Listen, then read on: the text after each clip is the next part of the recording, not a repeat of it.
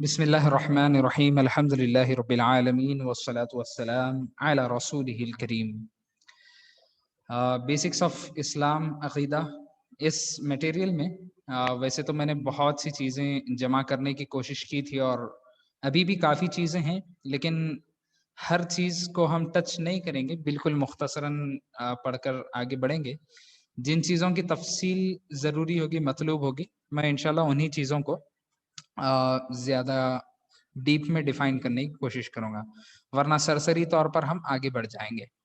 سب سے پہلی چیز جو ہماری ٹاپک ہے، جو ہمارا جو 4 دن کے جو دروس ہے، اس میں جو ٹاپک ہم نے جو لی ہے، مصدر الاسلام، یعنی اس دین کے یعنی اسلام کے 2 مصدر۔ تو یہاں پر 2 مصدر سے میری مراد قرآن اور حدیث ہے، یہ چیز یاد رکھیں۔ اور میں یہ بات بتا دوں، اسلام کے یہ 2 بنیادی مصدر ہیں، قرآن اور حدیث۔ اب ان کے بعد میں اجماع اور قیاس آتا ہے، جو کہ اسلام کے مصدر ہی میں سے ہے۔ وہ دونوں قرآن اور حدیث سے ماخوذ ہے، قرآن حدیث سے نکلے ہوئے ہیں، نکلے ہوئے یعنی قرآن حدیث سے لیے گئے ہیں۔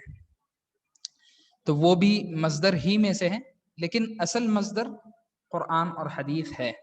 اور اس کے علاوہ اصول فقہ میں اگر آپ دیکھیں گے تو اور بھی بہت سے مصادر ہوں گے، لیکن ہم یہاں پر کیونکہ عقیدے کی ٹاپک کو ہم پڑھنے کی ہم کوشش کر رہے ہیں، تو عقیدے میں قیاس نہیں چلتا ہے، اجتہاد نہیں چلتا ہے۔ عقیدے میں قرآن اور حدیث کے مطابق ہی جو ہے سو مسائل نکالے جاتے ہیں۔ تو بہرحال یہ ایک تمہیدی بات تھی۔ تو مصدر الاسلام سے مراد میری، جیسا میں بتا چکا ہوں، قرآن اور حدیث ہے۔ جہاں پر قرآن اور حدیث کی بات آتی ہے، یاد رکھیں ان دونوں کا بھی تعلق وحی الہی سے ہوتا ہے، وحی سے ہوتا ہے۔ اور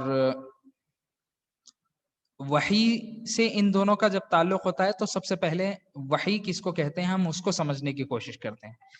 عربی زبان میں، جس طرح میں فقہ کی کلاس میں آپ لوگوں کے سامنے یہ بات رکھا تھا کہ ہر لفظ کا ایک عربی معنی ہوتا ہے اور دوسرا ایک اسلامک میننگ ہوتا ہے، اسلامی معنی ہوتا ہے۔ تو عربی جو معنی ہے لغوی معنی کہا جاتا ہے، لینگویج کے اعتبار سے، لغت کے اعتبار سے۔ تو وحی کا لغوی معنی ہوتا ہے چھپکے سے اور جلدی سے، یعنی چھپکے اور جلدی سے کوئی بات کو پہنچا دینا، اس کو وحی کہتے ہیں عربی زبان۔ قرآن میں یہ لفظ لغوی اعتبار سے مختلف معنوں میں استعمال ہوا ہے، میں اتنا تفصیل سے نہیں بتا رہا ہوں، بس مختصراً بتا رہا ہوں۔ جس طرح موسیٰ علیہ السلام کی ماں کے متعلق اللہ سبحانہ تعالیٰ نے فرمایا وَأَوْحَيْنَا إِلَىٰ أُمِّ مُوسَىٰ، کہ ہم نے موسیٰ علیہ السلام کی ماں کی طرف، موسیٰ علیہ السلام کی والدہ کی طرف ہم نے وحی کی۔ تو اس کا یہ مطلب نہیں کہ جو نبیوں کی طرف جو وحی کی جاتی ہے وہ وحی یہاں پر مراد نہیں ہے، بلکہ الہام، دل میں بات ڈال دی۔ ہم نے موسیٰ علیہ السلام کی ماں کے دل میں بات ڈال دی۔ وہ مکمل میں انشاءاللہ یہ PDF شیئر کروں گا، آپ لوگ جو آیتوں کے ترجمے دیکھنا چاہ رہے ہیں، جو حوالے دیکھنا چاہ رہے ہیں، بالکل دیکھ سکتے ہیں انشاءاللہ۔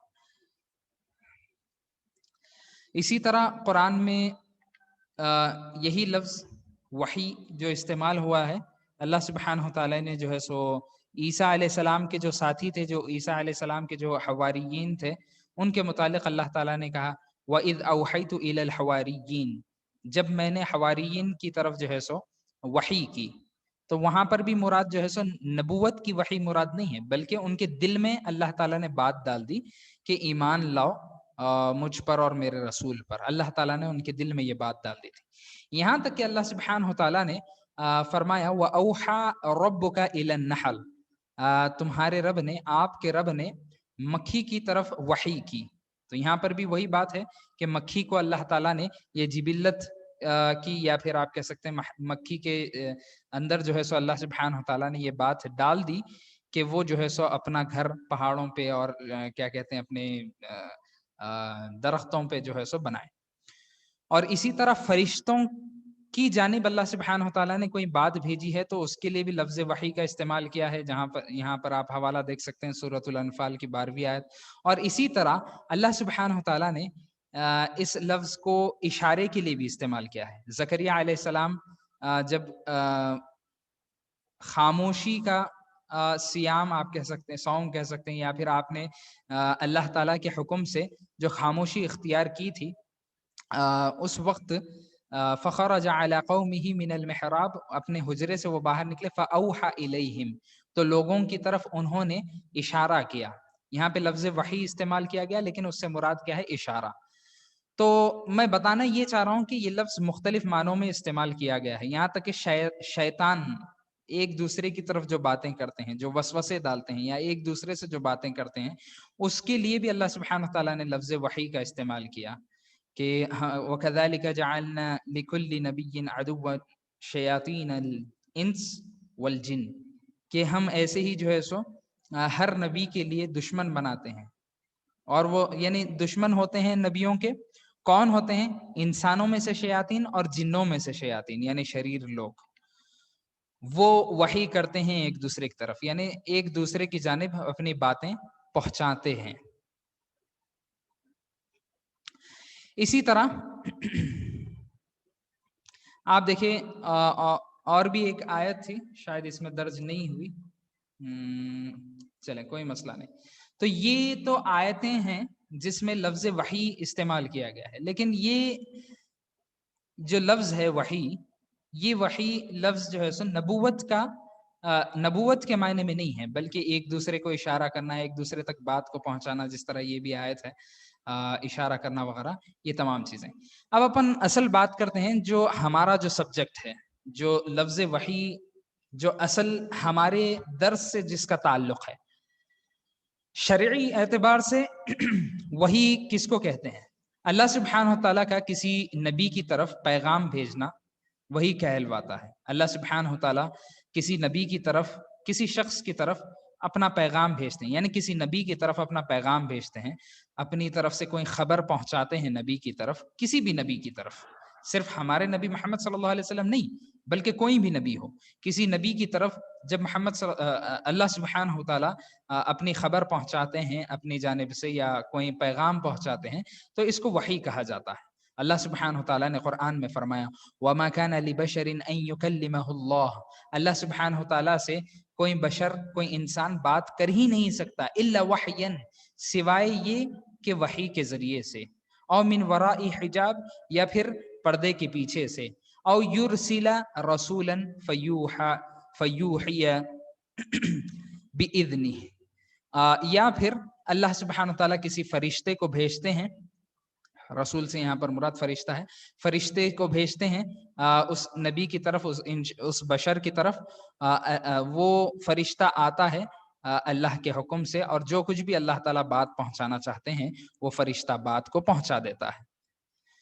तो यहाँ पर हम खास अब वही की जो बात कर रहे हैं, वो जो पिछली मैं बात कर रहा था, इशारा, शैतान एक दूसरे को बोलना, या फिर मक्खी की तरफ इल्हाम वगैरह, ये तमाम बातें नहीं, यहाँ पे खास नबूवत की वही की हम बात कर रहे हैं। अल्लाह सुब्हानहू व तआला जो पैगामात अपने खास लोगों पर, जिनको अंबिया या फिर नबी कहा जाता है, उन पर जो अपने पैगामात पहुंचाते हैं, उसकी हम बात कर रहे हैं यहाँ पर। अब वही कहा जाता है जो अल्लाह ताला जो कुछ भी खबर अपने नबी तक पहुंचाते हैं। यहाँ पर एक चीज ये याद रखे कि ऐसा बिल्कुल भी नहीं होता कि अल्लाह सुब्हानहू तआला हम में से हर एक फर्द की तरफ वही को नाजिल करे। मिसाल के तौर पर मैं हूं, आप हैं, दुनिया में जितने लोग हैं, ऐसा नहीं होता कि अल्लाह सुब्हानहू तआला एक एक की तरफ जो है सो अपने अहकामात को नाजिल करते हैं। ऐसा नहीं है कि अल्लाह ताला मेरे ऊपर कोई बात को नाजिल कर रहे हैं कि तुम 5 वक्त की नमाज पढ़ो, या आप पर जो है सो कोई अहकामात नाजिल कर रहे हैं कि तुम रमजान के रोजे रखो। नहीं, ऐसा क्यों नहीं होता है? अल्लाह सुब्हानहू तआला हर एक फर्द से या फिर हर इंडिविजुअल से बात क्यों नहीं करते हैं? हर एक आदमी को अलग से अल्लाह सुब्हानहू तआला क्यों नहीं सिखाते हैं? जबकि वल्लाहु अला कुल्ली शैइन कदीर, जबकि अल्लाह सुब्हानहू तआला हर चीज पर कादिर है। फिर ऐसा क्यों नहीं होता कि अल्लाह सुब्हानहू तआला हम में से हर एक को हर एक की तरफ वही करे, या हर एक को जो है सो दीन की बातें सिखलाए? इसके पीछे एक मोटी सी बात जो हर किसी के अकल में बैठती है, इसके कई हिकमतें हैं, लेकिन एक मोटी सी बात मैं आपको बताना चाह रहा हूँ जो हर किसी को समझ में आए, छोटे बड़े, पढ़े लिखे अनपढ़, हर किसी को ये बात समझ में आ जाएगी। कि आप बस सोच कर देखें कि अगर हम में से हर एक आदमी سے اللہ سبحانہ وتعالی، ہم میں سے ہر ایک آدمی سے اگر اللہ سبحانہ وتعالی بات کرے، یا ہم میں سے ہر ایک آدمی پر اللہ تعالیٰ وحی کو نازل کرے، تو اب معاملہ یہ ہوگا کہ ہم میں سے جو شریر لوگ ہوں گے، جو ہم میں سے جو شریر قسم کے جو لوگ ہوں گے، جو اپنی خواہشات کو، اپنی دل کی باتوں کو پوری کرنے کے لیے اللہ کا نام لے لیں گے. اب مجھے کچھ کام کرنا ہے جو اللہ تعالیٰ کی شریعت میں جائز نہیں ہے، میں کرنا چاہ رہا ہوں، تو میں اللہ تعالیٰ کا نام لے لوں گا. ہاں نہیں، اللہ تعالیٰ نے رات میں مجھ پر وحی کی کہ میں فلاں فلاں کام کروں. تو اگر ہر ایک آدمی پر اللہ سبحانہ وتعالیٰ وحی نازل کرنے لگ جائے تو معاملہ یہ ہوگا کہ ہر کوئی اپنے اپنے مطلب کی باتیں، جھوٹ، فریب اور اپنی خواہشات کے تحت باتیں کرنے لگ جائے اور اللہ سبحانہ وتعالیٰ کی طرف جھوٹ منسوب کرنے لگ جائے. یہ معاملات ہو سکتے ہیں. اسی لیے اللہ سبحانہ وتعالیٰ ہم میں سے ہر ایک، میں بتا رہا ہوں اس میں اور بھی بہت سی حکمتیں ہیں، لیکن ایک موٹی سی بات میں آپ کے سامنے رکھ رہا ہوں جو ہر کسی کے عقل میں بیٹھ سکتی ہے. تو اللہ سبحانہ وتعالیٰ ہم میں سے ہر کسی کی طرف اس لیے وحی نازل نہیں کرتے کیونکہ اگر ہم میں سے ہر کسی کی طرف اس کو نازل کیا جائے تو اس کی اہمیت باقی نہیں رہے گی. لوگ اپنی طرف سے باتیں گھڑ کر کہنے لگ جائیں گے کہ اللہ نے یہ کہا ہے، اللہ نے یہ کہا ہے. اپنی خواہش کی باتیں کہیں گے اور کہیں گے کہ اللہ نے یہ کہا ہے، اللہ نے یہ کہا ہے. اسی لیے اللہ سبحانہ وتعالیٰ ہر ایک آدمی پر وحی کو نازل نہیں کرتے ہیں، اپنے پیغامات کو نازل نہیں کرتے ہیں، بلکہ اللہ سبحانہ وتعالیٰ قوم میں کے ایک شخص کو چن لیتے ہیں اور اس شخص کی طرف اپنی باتوں کو، اپنی خبروں کو اس پر نازل کرتے ہیں. اب ہم اصل اپنے موضوع کی طرف بڑھ رہے ہیں. اب آپ دیکھیں، الحمدللہ ہم اسلام کے ماننے والے ہیں، ہم مسلمان ہیں، تو یہ ہمارے لیے کافی اعزاز کی بات ہے کہ ہم مسلمان ہیں اور ہم اسلام پر عمل کرتے ہیں. یہ ہمارے لیے کافی خوش نصیبی کی بات ہے اور کافی اعزاز کی بات ہے. یہ بات ہم گھمنڈ سے یا تکبر سے نہیں کہہ رہے ہیں، بلکہ اللہ سبحانہ تعالیٰ کا شکر ادا کرتے ہوئے کہہ رہے ہیں. کیونکہ آپ دیکھیں فی الوقت دنیا بھر میں کوئی ایسا مذہب نہیں ہے جو وحی پر مبنی ہو، جو وحی پر بیسڈ ہو. اور وحی کا ڈیفینیشن میں کافی طویل دے چکا ہوں ابھی. تو جو اللہ سبحانہ تعالیٰ نے اپنی طرف سے جو باتیں نازل کی ہے اپنے خاص کسی نبی پر، ایسا کوئی دین آج اپنی اصلی شکل پر موجود نہیں ہے سوائے اسلام کے. تو اسلام پر اگر ہم عمل کر رہے ہیں، اگر ہم مسلمان ہیں، تو یہ ہمارے لیے اعزاز کی بات ہے. کیوں؟ کیونکہ ہم اس بات پر عمل کر رہے ہیں جو اللہ تعالیٰ نے اتارا ہے، جو اللہ تعالیٰ نے وحی اتاری ہے، ہم اس بات پر عمل کر رہے ہیں. اور دوسری چیز یہ یاد رکھیں، اسلام جس طرح میں نے بتایا ہے، یہی باتوں کو میں مختلف ناحیوں سے، مختلف الفاظ کو پھیر پھیر کر میں بتا رہا ہوں تاکہ آپ کے ذہنوں میں یہ بات کو آپ اچھے سے بٹھا لیں. اسلام وحی کا نام ہے.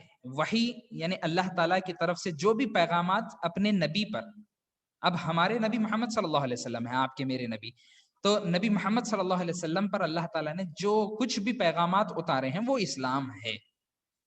اب جو اللہ تعالیٰ نے اپنے نبی محمد صلی اللہ علیہ وسلم پر پیغامات نہیں اتارے ہیں وہ اسلام نہیں ہے. سمپل سی یہ بات ہے. یہ اگر سمجھ لے تو آگے کے مسائل بھی بہت آسان ہو جائیں گے.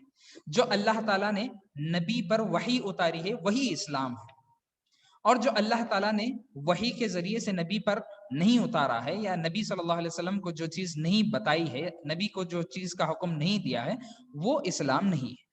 آسان الفاظ میں آپ اس کو اسی طرح سے سمجھ سکتے ہیں. جو وحی اللہ نے اتاری ہے وہ اسلام ہے، جو وحی نہ ہو وہ اسلام قیامت تک نہیں ہو سکتا ہے. ٹھیک ہے؟ آپ لوگ کو میری بات سمجھ آ رہی ہے؟ اگر کوئی انمیوٹ ہو کر بول سکتے ہیں تو بول دیں. السلام علیکم. السلام علیکم ورحمۃ اللہ. وعلیکم السلام ورحمۃ اللہ وبرکاتہ. شیخ ایکچولی میرا سوال یہ ہے کہ بعض لوگ یہ کہتے ہیں کہ وحی کا کچھ حصہ جو ہے نا جو مسلمانوں کے لیے نہیں ہے، جب ان کو بات سنائی جاتی، قرآن سنایا جاتا، حدیث سنایا جاتا، تو بتاتے اس کا بیک گراؤنڈ کیا ہے، شان نزول کیا ہے، وہ دیکھے بغیر آپ کسی کے اوپر بھی جو ہے نا آپ لاد دیتے ہو یا इंशा ان کو پوچھا جائے قل जी, ہاتوا برہانکم ان کنتم صادقین والی जी, जी, بولے जी, کہ آپ جو ہے نا اپنا عمل کر رہے ہو اس کی دلیل دو، بولے تو وہ تو یہودیوں کو پوچھا گیا بتا رہے. جی. تو اس کے متعلق انشاءاللہ اس کی طرف میں آگے اشارہ کرتا ہوں. جو لوگ نہیں جانتے ہیں، یہ جس کی آواز ہے یہ خود بھی عالم فاضل ہے بفضل اللہ، میرے ساتھی ہے شیخ ناصر. یہ آپ لوگ ہی کے لیے سوال کر رہے ہیں، آپ لوگ کی طرف سے سمجھے، تاکہ آپ لوگ کو اس چیز کا علم حاصل ہو جائے. انشاءاللہ شیخ ناصر، میں انشاءاللہ اس کی طرف بھی اشارہ آگے کرتا ہوں، انشاءاللہ کوشش کرتا ہوں انشاءاللہ. بارک اللہ جزاکم شیخ، اللہ بارک خیر. اللہ. چلیں. تو یہ بات تو واضح ہو گئی کہ اللہ تعالیٰ نے جو وحی نازل کی ہے وہ اسلام ہے، اور جو اللہ نے وحی کے ذریعے سے نازل نہیں کیا، قیامت کے دن تک وہ اسلام میں شامل نہیں ہو سکتا. اب نبی محمد صلی اللہ علیہ وسلم پر مختلف شکلوں میں وحی نازل ہوئی ہے.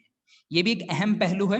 انشاءاللہ اس کی ضرورت انشاءاللہ کل کے درس میں بہت زیادہ پڑے گی. یعنی ایک ہی نقطہ ہے بس، وہ نقطہ جو ہے سو کل کافی زیادہ فائدہ مند ہوگا انشاءاللہ. سب سے پہلی چیز، اچھا یہاں پر 6 پوائنٹس ہے، 6 پوائنٹس ہیں. اللہ سبحانہ وتعالی علماء نے جو بات تاریخ یا احادیث کا مطالعہ کر کر یہ جو بات رکھی ہے کہ نبی صلی اللہ علیہ وسلم پر 6 مختلف طریقے سے وحی کا نزول ہوتا تھا. اللہ تعالیٰ کی طرف سے جو خبریں آتی تھی 6 مختلف طریقوں سے اللہ تعالیٰ کی طرف سے نبی صلی اللہ علیہ وسلم پر پیغام نازل ہوتا تھا. ایک تو ہے سچے خواب. اللہ کے رسول صلی اللہ علیہ وسلم رات میں خواب دیکھتے اور وہ صبح بالکل سچا ہو جاتا. اور دوسرا ہے دل میں بات آ جاتی تھی، چاہے آپ حالت بیداری میں ہو یا پھر نیند کی حالت میں ہو، آپ صلی اللہ علیہ وسلم کی دل پر جو بات آ گئی یہ اللہ تعالیٰ کی طرف سے پیغام ہوتا تھا. اسی طرح جیسا ابراہیم علیہ السلام کی مثال بھی ہے، ابراہیم علیہ السلام کو جو ہے سو یعنی خواب دکھلایا گیا. تو یہ تمام چیزیں کیا ہیں کہ وہ جو ہے سو اپنے بیٹے کو ذبح کر رہے ہیں. یعنی پہلے پوائنٹ میں بتا رہا ہوں، ابراہیم علیہ السلام جو ہے سو اپنے بیٹے کو جو ہے سو ذبح کر رہے ہیں. تو سچے خواب نبیوں کے لیے وحی ہوتے ہیں.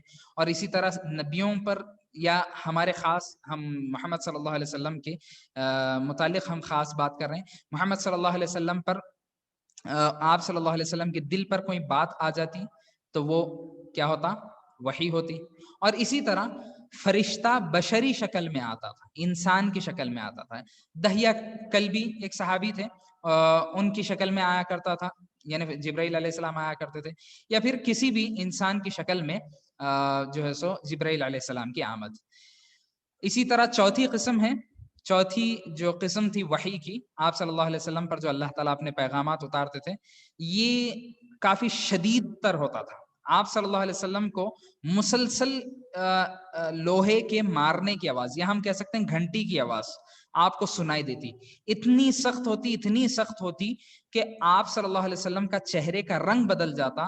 آپ صلی اللہ علیہ وسلم، صحابی فرماتے ہیں کہ یعنی شدید سردی کے عالم میں، شدید سردی کے دنوں میں بھی آپ صلی اللہ علیہ وسلم کی پیشانی سے پسینہ نکلتا. اتنی سخت آپ صلی اللہ علیہ وسلم کی مزاج ہو جاتی تھی اس طریقے سے، یعنی جب کبھی اس طریقے سے وحی نازل ہوتی تھی. اور اسی طرح فرشتہ اپنی اصلی شکل میں آپ صلی اللہ علیہ وسلم کے سامنے آتا اور پیغام کو دے جاتا. اور اسی طرح اللہ سبحانہ وتعالیٰ سے براہ راست ڈائریکٹلی آپ صلی اللہ علیہ وسلم نے بات کی ہو.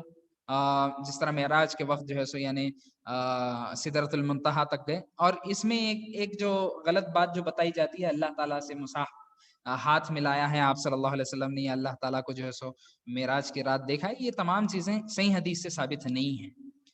آپ صلی اللہ علیہ وسلم نے سدرۃ المنتہا تک آپ کی جو ہے سو روانگی ہوئی، وہاں تک آپ پہنچے اور اللہ تعالیٰ سے بات کی، یہ ایک چیز ہے.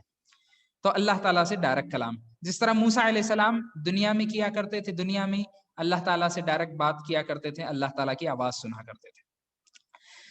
اب یہاں پر ایک چیز یاد رکھیں، نبی صلی اللہ علیہ وسلم پر قرآن کے ساتھ ساتھ احادیث یعنی حدیثیں بھی وحی ہی کے ذریعے سے نازل ہوئیں. ایسا نہیں ہے کہ صرف قرآن اللہ تعالیٰ نے وحی کے ذریعے سے نازل کیا، بلکہ قرآن کے ساتھ ساتھ حدیثیں بھی اللہ سبحانہ تعالیٰ نے وحی کے ذریعے نازل کی ہیں. چلیں اس کی تفصیل انشاءاللہ اگلے درس میں آئے گی. اب کچھ خاص ہم قرآن کے متعلق ہم جو ہے سو یا وحی کے متعلق اور مزید ہم کچھ باتیں کرتے ہیں. نبی محمد صلی اللہ علیہ وسلم کا جو معاملہ تھا وحی کے ساتھ، وہ کیا تھا آپ دیکھیں. اللہ سبحانہ تعالیٰ نے قرآن میں فرمایا وَاتَّبِعْ مَا يُوحَى إِلَيْكَ مِن رَبِّكَ، اے نبی آپ کی طرف جو وحی نازل کی جا رہی ہے آپ کے رب کی جانب سے اس کی اتباع کریں. ان اللہ کان بما تعملون خبیرا، بے شک تم سب جو کچھ عمل کرتے ہو اللہ تعالیٰ اس سے باخبر. اس آیت میں خبر دی گئی کہ اے نبی آپ اتباع کرے جو وحی نازل کی جا رہی ہے. اور اگلی آیت جو میں آپ کے سامنے رکھا ہوں وہ ہے اللہ کے رسول صلی اللہ علیہ وسلم سے فرمایا گیا کہ اے نبی آپ فرما دیجئے لا اقول لکم عندی خزائن اللہ، کہ میرے پاس اللہ تعالیٰ کی کوئی خزانے ہیں اور نہ ہی جو ہے سو یعنی میرے پاس کوئی اللہ کے خزانے نہیں ہیں، ولا اعلم الغیب، اور نہ ہی میں غیب کی باتیں جانتا ہوں، اور نہ ہی میں تم سے یہ کہتا ہوں کہ میں کوئی فرشتہ ہوں، میں کوئی نورانی مخلوق نہیں ہوں، میں کوئی فرشتہ نہیں ہوں. ان اتبع الا ما یوحى الی، میں تو بس اسی بات کی پیروی کرتا ہوں جو مجھ پر وحی نازل کی جاتی ہے، جو وحی مجھ پر نازل کی جاتی ہے بس میں اس کی پیروی کرتا ہوں. تو آپ دیکھیں پہلے تو ایک آیت میں جو آپ کے سامنے رکھا ہوں اس میں حکم دیا گیا کہ اتباع کرو وحی کی. دوسری آیت میں آپ صلی اللہ علیہ وسلم خود اقرار کر رہے ہیں کہ میں اتباع صرف وحی کی کرتا ہوں، صرف اور صرف وحی کی، اور اس کے علاوہ کچھ نہیں. نفی کے بعد الا آیا ہے، حصر کا جو ہے سو معنی دیتا ہے کہ میں صرف اور صرف وحی کی پیروی کرنے والا ہوں.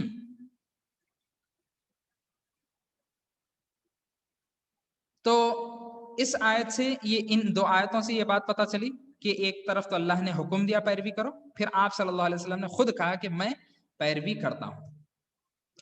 بلکہ اللہ سبحانہ تعالیٰ نے آپ صلی اللہ علیہ وسلم کو صرف یہ نہیں کہا کہ آپ پیروی کر لو بس اتنا کافی ہے، نہیں، بلکہ آپ صلی اللہ علیہ وسلم کو یہ بھی کہا گیا یا ایھا الرسول، اے رسول، بلغ ما انزل الیک من ربک، اے رسول آپ کی طرف جو کچھ بھی وحی نازل کی جا رہی ہے، آپ کی طرف جو کچھ نازل کیا جا رہا ہے، آپ اس کی تبلیغ کرے، لوگوں تک اس وحی کو پہنچا دے، لوگوں تک اس وحی کو پہنچا دے. اور آپ صلی اللہ علیہ وسلم نے اس طرح سے اس کو پہنچایا تھا کہ صحابہ نے گواہی دی تھی کہ اے اللہ کے رسول آپ نے ہر چیز پہنچا دی.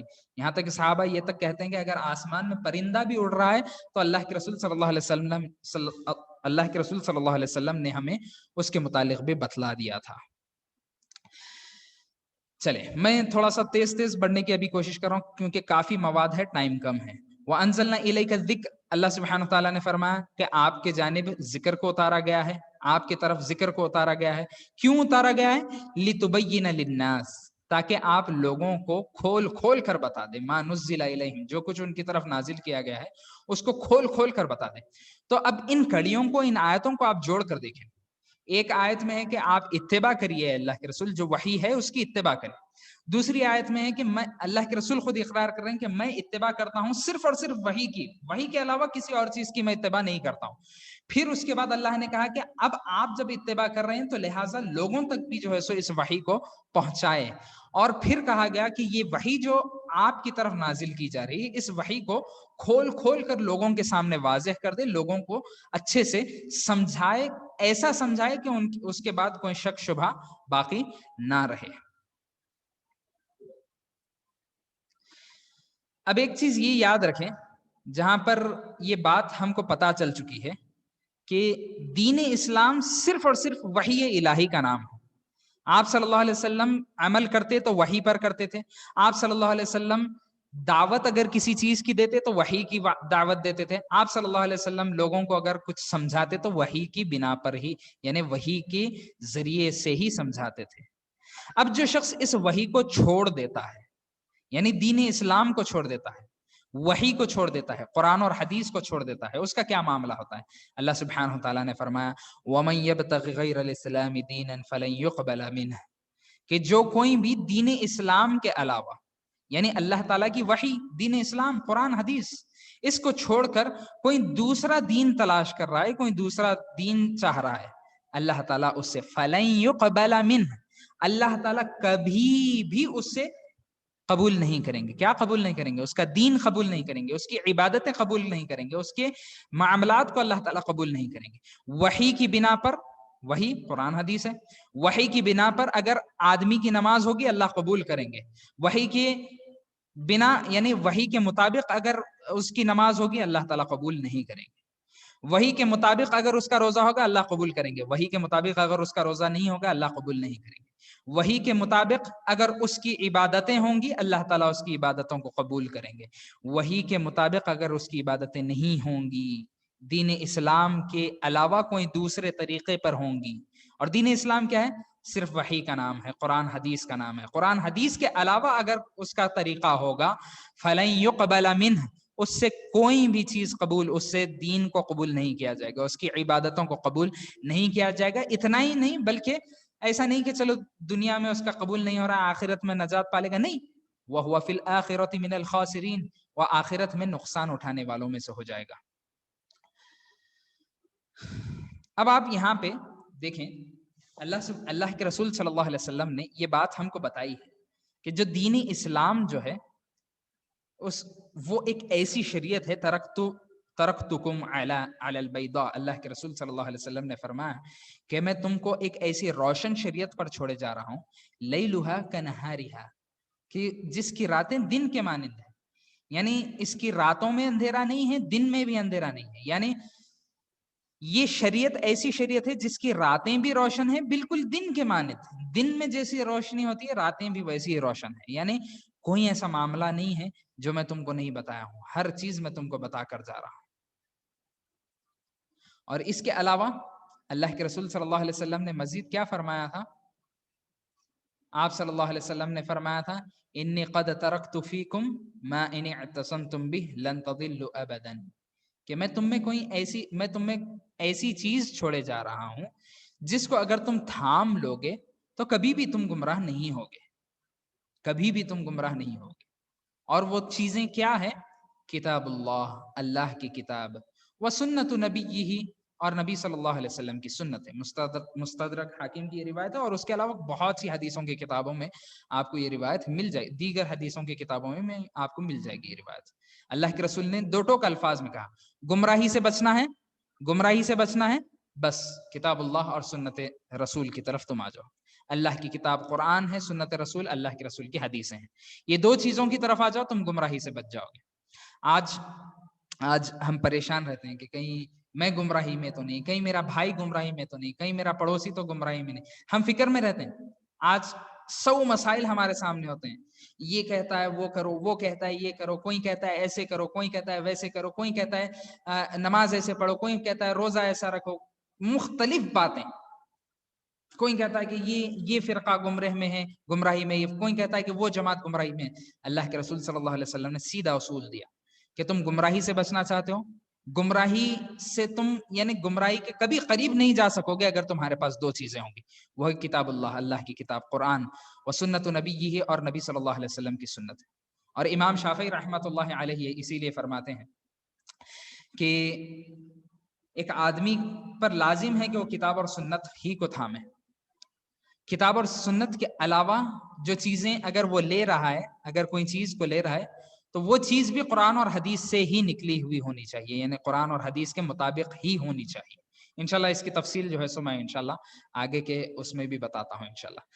قرآن کے نزول کے متعلق کچھ مختصراً میں آپ کے سامنے باتیں رکھتا چلوں. قرآن کب نازل ہوا؟ رمضان کے مہینے میں نازل ہوا. اور قرآن رمضان کے مہینے میں کب نازل ہوا؟ لیلۃ القدر میں نازل ہوا. اور لیلۃ القدر کو لیلۃ المبارکہ بھی کہا جاتا ہے. کچھ لوگ اس کو نصف شعبان یا پھر کوئی دوسری رات کی طرف نسبت کرتے ہیں. لیلۃ المبارکہ سے وہ مراد ہے نہیں، بلکہ لیلۃ المبارکہ سے مراد لیلۃ القدر ہی ہے، کیونکہ قرآن لیلۃ القدر میں نازل ہوا. اچھا، لیلۃ القدر میں کیا مکمل قرآن نازل ہوگا؟ تو اس کا جواب ہے ہاں اور نہ، دونوں بھی. ہاں اس ناحیے سے کہ اللہ سبحانہ تعالیٰ نے دنیاوی آسمان پر، لوح محفوظ سے دنیاوی آسمان پر مکمل قرآن کو ایک بار میں نازل کر دیا. مکمل قرآن کو دنیاوی آسمان پر، غور سے سنیں یہ چیز. اور دنیاوی آسمان سے اللہ کے رسول صلی اللہ علیہ وسلم تک وقتاً فوقتاً، یہاں تک کہ 23 سال تک اللہ تعالیٰ نے دھیرے دھیرے نازل کیا. 1 سال 2 سال نہیں، بلکہ ایک وقت میں لوح محفوظ سے دنیاوی آسمان پر، بیت العزہ پر، ایک بار میں ہی اللہ تعالیٰ نے مکمل قرآن نازل کر دیا. اب اس بیت العزہ سے اللہ سبحانہ تعالیٰ نے محمد صلی اللہ علیہ وسلم تک 23 سال کے عرصے میں قرآن کو پہنچایا ہے. جس طرح قرآن بھی اس چیز پر گواہ ہے. سورۃ الفرقان میں اللہ تعالیٰ نے فرمایا وقال الذین کفروا، کافر لوگ کہتے ہیں کہ ایک بار میں قرآن کیوں نہیں آتا، ایک بار میں قرآن نازل کیوں نہیں ہوتا ہے آخر. اللہ نے کہا کذالک، ایسے ہی ہم نازل کرتے ہیں ٹھہر ٹھہر کر. کیوں؟ اس لیے لنثبت، تاکہ آپ صلی اللہ علیہ وسلم کا دل جو ہے سو ثابت رہ جائے. آپ صلی اللہ علیہ وسلم کا دل قرآن پر ثابت رہ جائے. اور اللہ تعالیٰ نے وہی فرمایا کہ ہم نے اس قرآن کو تھوڑا تھوڑا کر کر نازل کیا ہے. اب اصل موضوع کی بات ہے کہ قرآن ہے کس کے لیے. تو سب سے پہلے ان جنرل دیکھیں، اللہ تعالیٰ نے فرمایا شہر رمضان الذی انزل فیہ القرآن، رمضان کے مہینے میں قرآن کو نازل کیا گیا. ھدی للناس، لوگوں کے لیے ہدایت ہے، اور حق اور باطل میں فرق کرنے والے کے لیے، یعنی یہ قرآن جو ہے سو حق اور باطل میں فرق کرنے والا ہے، اور اس میں نشانیاں ہیں. حق اور باطل میں فرق کرنے والی نشانیاں ہیں اس میں. اور اسی کے ساتھ ساتھ آپ دیکھیں یہ قرآن، ہم جس طرح شیخ ابھی ایک بات بولے کہ جب کبھی ہمارے سامنے کوئی آیت پیش کی جاتی ہے تو ہم سرے سے یعنی ہم کہہ دیتے ہیں ارے بھائی یہ آیت تو یہودیوں کے بارے میں، بھائی یہ آیت تو مشرکین مکہ کے بارے میں، بھائی یہ آیت تو فلاں زانی کے بارے میں، یہ آیت تو فلاں کافر کے بارے میں. ایک چیز یاد رکھیں، آیت اگرچہ کہ یہ اصول التفسیر کا ایک قاعدہ ہے، اگر اصول التفسیر کی کبھی کلاسز ہوں گی انشاءاللہ اس کو بھی مفصل ہم کبھی پڑھیں گے انشاءاللہ. اصول التفسیر کا یہ قاعدہ ہے کہ آیت نازل ہوتی ہے خاص وجہ سے، کسی ایک خاص آدمی کے لیے نازل ہوتی ہے، کسی ایک خاص مشرک کے لیے نازل ہوتی ہے، کسی خاص کافر کے لیے، کسی خاص یہودی کے لیے، لیکن اس کا حکم عام ہوتا ہے. آپ اس بات کو ایسے سمجھ لیں کہ کسی نے زنا کیا ہے، زنا اس زانی کے لیے آیت نازل ہوئی، لیکن کیا اب وہ آیت صرف اس زانی کے لیے ہے؟ نہیں، بلکہ قیامت کے دن تک جو زنا کرے گا اس کے لیے وہ آیت ہوگی. چور کے لیے آیت نازل ہوئی ہاتھ کاٹ دو، تو کیا صرف نبی صلی اللہ علیہ وسلم کے دور کے چور کے لیے ہی وہ؟ نہیں، بلکہ قیامت کے دن تک جتنے چور ہوں گے ان کے لیے وہ آیت ہے. اسی طرح جو آیتیں یہودیوں پر نازل ہوئی ہیں، یہودیوں کے لیے یا مشرکین کے لیے یا کفار کے لیے نازل ہوئی ہیں، جو یہودیوں نے جو عمل کیا ہے اگر وہی عمل مسلمان کرتے ہیں تو وہی یہودیوں کی اوپر جو آیت فٹ ہوتی تھی وہ مسلمانوں پر بھی فٹ ہوگی، کیونکہ مسلمان وہی عمل کر رہا ہے. اگر مشرکین مکہ کوئی عمل کرتے تھے جس کی بنا پر کوئی آیت کا نزول ہوا، اگر مسلمان وہی عمل کر رہے ہیں تو وہ مشرکین مکہ کے لیے جو آیت نازل ہوئی وہی آیت اس مسلمان کے لیے بھی اب فٹ کی جائے گی. یہ اصول التفسیر کا بہت ہی عام سا قاعدہ ہے. تو یہ کہنا کہ یہ آیت فلاں کے لیے ہے فلاں کے لیے نہیں، یاد رکھیں قرآن میرے اور آپ کے لیے ہے. قرآن پہلے ہمارے لیے، ہم سے مخاطب ہے، کافروں سے بعد میں ہے، پہلے ہم سے مخاطب ہے قرآن. تو لہٰذا پہلی اس کی آیتیں ہم سے مخاطب ہوگی، پھر اس کے بعد کافروں کی طرف. یا پھر یوں سمجھے کہ جو بھی شخص ان گناہوں میں یا اس عمل میں انوالو ہوگا، شامل ہوگا، ہر اس آدمی کے لیے وہ آیتیں ہوں گی. اور یاد رکھیں قیامت کے دن نبی محمد صلی اللہ علیہ وسلم اللہ تعالیٰ کے سامنے شکایت کریں گے. کیا؟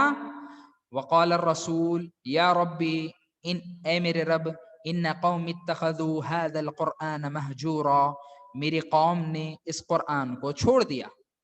آج ہم جس طرح قرآن کو چھوڑے ہوئے ہیں نا، جس پر ہم عمل نہیں کرتے، جس کو ہم سمجھنا نہیں چاہتے، اللہ کے رسول صلی اللہ علیہ وسلم جو ہم کہتے ہیں کہ ہمارے پیارے نبی محمد صلی اللہ علیہ وسلم ہماری شفاعت کر لیں گے، ہم کو بخشوا لیں گے، یہ چیز حق ہے، شفاعت کے ہم منکر نہیں ہیں. نبی صلی اللہ علیہ وسلم سفارش کریں گے، بخشوائیں گے، لیکن ان کو جن کے عمل ہو، جن سے اللہ تعالیٰ راضی ہو، جن کے کچھ نیکیاں کم ہو، اللہ تعالیٰ ان کو بخشوا لے گا نبی صلی اللہ علیہ وسلم کے ذریعے سے. نبی صلی اللہ علیہ وسلم کی شفاعت ان کے حق میں ہوگی. اللہ تعالیٰ جس کے لیے چاہے گا اس کے لیے سفارش نبی صلی اللہ علیہ وسلم سے کروائے گا. لیکن دوسری طرف یہ پہلو کو بھی یاد رکھے، یہی نبی اس قوم کے خلاف شکایت درج کریں گے کہ اے اللہ یہ میری ایسی ظالم قوم ہے جس کے لیے میں نے رات دن دعوت و تبلیغ کا کام کیا، جس کو میں نے سمجھایا، رات دن میں نے رات بھر تہجد میں دعائیں مانگی، اے اللہ یہی وہ قوم ہے جس نے میرے قرآن کو چھوڑ دیا۔ قیامت کے دن اللہ کے رسول خاموش نہیں رہیں گے، بلکہ اس ظلم کا ذکر اللہ تعالیٰ کے سامنے کریں گے کہ اے اللہ اس قوم نے قرآن کو چھوڑ دیا تھا۔ ہم یہاں پر اس درس کو روک دیتے ہیں انشاءاللہ۔ نبی اور رسول میں کیا فرق ہے انشاءاللہ میں کل کے درس میں آپ کے سامنے رکھوں گا انشاءاللہ۔ اگر آپ لوگ کے کچھ سوالات ہیں تو انشاءاللہ پرسنلی آپ لوگ مجھے بھیجیں۔ میٹنگ بھی اب کچھ سیکنڈ میں ختم ہونے والی ہے، درس کو ہم یہیں روک دیتے ہیں انشاءاللہ، پھر یہاں سے کل کنٹینیو کرتے ہیں۔ Do we differentiate between hadith and sunnah? No, we don't differentiate between hadith and sunnah. سنت اور حدیث ایک ہی چیز کا نام ہے، یہ چیز یاد رکھیں۔ سنت کو مختلف معنوں میں بھی استعمال کیا گیا ہے، لیکن شروع سے یہ چیز یاد رکھیں، شروع سے یعنی شروع سے قرآن، حدیث اور سنت کو ایک مانا گیا ہے۔ اس کے مختلف دلائل میں انشاءاللہ پیش کر سکتا ہوں۔